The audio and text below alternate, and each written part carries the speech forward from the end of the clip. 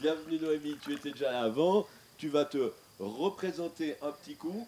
Et puis, dans la foulée, tu vas nous parler de nous, artisanes du vin. Oui, c'est vrai que je suis là seule sur le plateau aujourd'hui. Je suis vigneronne sur la côte. C'est le domaine du Satyre. Et on a vu jusqu'à présent, j'ai l'impression, des vignerons qui aimaient aller à contre-courant. Voilà.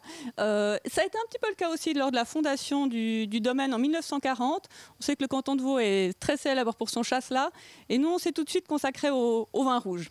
Et je peux vous assurer qu'à l'époque, ce n'était pas à la mode. Heureusement, maintenant, on trouve une grande variété de cépages dans d'autres cantons. Et moi, je me suis occupée de finalement faire notre conversion en viticulture biologique et de rencontrer tous ces saumons, justement, ces saumons vignerons qui aiment remonter ce courant. Mais en plus de la camaraderie qui peut exister au sein des vignerons biodynamique et nature, nous avons eu l'occasion de travailler tous ensemble. Je suis aussi membre de l'association de Nous Artisanes du Vin, qui regroupe des vigneronnes de toute la Suisse. Nous sommes 22. Certaines sont bio, d'autres biodynamiques, d'autres plus traditionnelles, conventionnelles. Certaines font du vin nature et ont su allier la tradition et l'innovation, comme par exemple ma copine de la région de Zurich, Nadine Besson-Strasser, qui a fait un cépage traditionnel zurichois, le Reuschling, mais en vin nature. Et c'est vrai que ça, c'est vraiment tout notre métier. On se dit, c'est un métier de tradition. On va faire comme les pères de nos pères ou les pères de nos mères, car le cas de figure existe aussi. Mais il y a toujours quelque chose de nouveau à apprendre.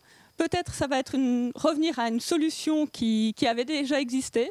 Peut-être ça va être en trouver des nouvelles, faire un mix de tout cela. Moi, j'ai essayé de continuer dans cet esprit au domaine du Satyre.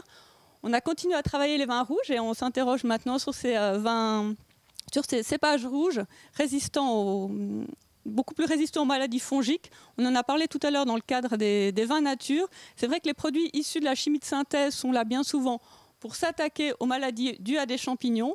Mais voilà, la levure qui transforme le sucre en alcool est aussi un champignon. C'est pour ça que c'est particulièrement, je dirais, important dans le monde du vin en tant que vigneronne et que tous mes collègues paysans diront que c'est encore plus important chez eux. Mais comme là, c'est moi qui ai le micro, je vais mettre les vignerons en avant. Donc, ces vigneronnes, tu peux nous en citer quelques-unes. On va juste quelques vigneronnes comme ça, qu'on ait une idée de celles qui font un petit peu dans toute la Suisse. Je suis presque contente que le concours des vins bio ait été annulé cette année, car ça fait une année de plus la couronne à mon amie Sandrine Callot du Valais.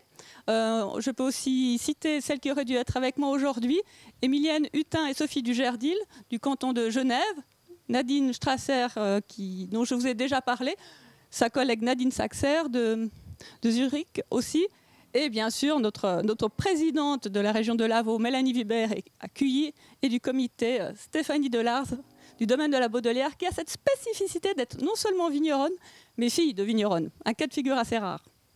Magnifique. Alors, tu nous présentes le Satyre, beugnin. Vous avez eu des prix, c'est très connu.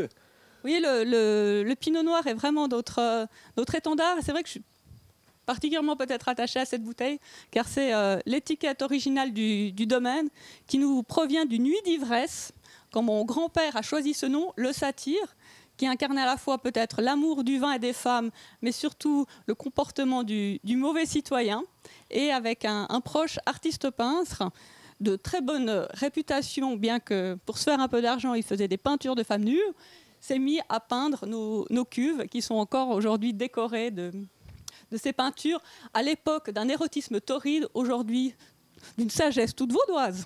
Magnifique. Encore un petit mot sur l'étendue de ton domaine, qu'est-ce que ça représente? Alors, on travaille 9 hectares, on a cette chance sur la côte, de ce côté-là, entre Lausanne et Genève, d'avoir des situations aisément mécanisables, je dois le dire, car toutes les situations ne sont pas identiques. Et c'est pour ça que j'aime insister sur le fait que ça vaut la peine d'aller rencontrer les vignerons. On aime l'idée d'une charte, on aime l'idée d'un label, c'est facile, mais on se retrouve avec des vignerons et des vigneronnes qui ont de magnifiques pratiques en termes de biodiversité, de méthodes biologiques, et qui, pour cause de pentes un petit peu plus difficiles à manier, se retrouvent à devoir recourir à des méthodes plus conventionnelles. N'empêche, la démarche derrière reste extrêmement importante et l'intention compte beaucoup dans une bouteille de vin. Merci infiniment.